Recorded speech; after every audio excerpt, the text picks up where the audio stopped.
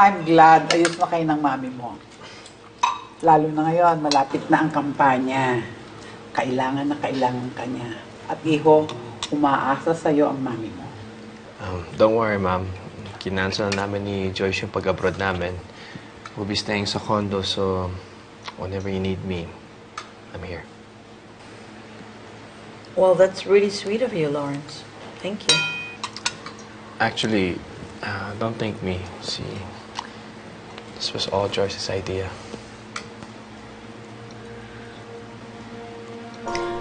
But you know, Iho, a condo is not an ideal place to start a home. I mean, bakit hindi na lang kayo dito tumira? After all, masyadong malaki ang lugar nito para sa amin dalawa ng mama. You're both welcome to stay.